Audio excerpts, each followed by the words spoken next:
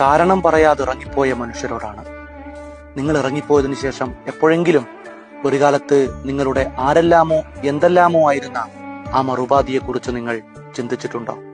നിങ്ങൾ ഇറങ്ങിപ്പോയ അതേ മാത്രയിൽ തന്നെ ജീവിതത്തിന്റെ അസ്തമയം ആരംഭിച്ച മനുഷ്യരെ കുറിച്ച്. അവരുടെ അവസാനത്തിന്റെ ആരംഭം അവിടെ വെച്ചായിരുന്നു. പ്രിയപ്പെട്ട മനുഷ്യരെ, നിങ്ങൾ ഏതു ബന്ധങ്ങളിൽ നിന്നും എപ്പോൾ വേണമെങ്കിലും ഇറങ്ങിപ്പോയിക്കോളൂ. പക്ഷേ ദയവായി എന്തെങ്കിലും ഒരു കാരണം പറയണം. നിന്നെ എനിക്ക് മടുത്തു എന്നെങ്കിലും. ഇനിയൊരിക്കലും എന്നെ കാത്തിരിക്കേണ്ടെന്ന സത്യം മറുപാതിയിലേക്ക് എത്തുന്ന തരത്തിലുള്ള എന്തെങ്കിലും ഒരു സംഭാഷണം നടത്തിയ ശേഷം നിങ്ങൾ ഏതു ബന്ധങ്ങളിൽ നിന്നും വിടുതൽ വാങ്ങിക്കോളൂ.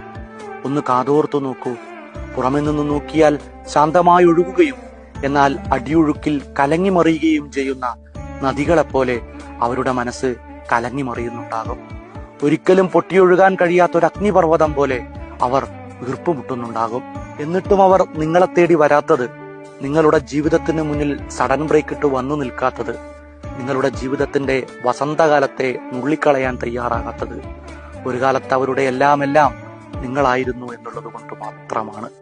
ഏറ്റവും ഒടുവിൽ മിസാൻ കല്ലുകൾക്ക് താഴെ ഉപേക്ഷിക്കപ്പെട്ട മനുഷ്യർ എന്നേക്കുമായി അവസാനിക്കുമ്പോൾ അവരുടെ ഹൃദയത്തിന്റെ സ്ഥാനത്തു നിന്നൊരു പൂവ് മുളച്ചു വരും. ആ പൂവിന് നിങ്ങളുടെ മണമായിരിക്കും.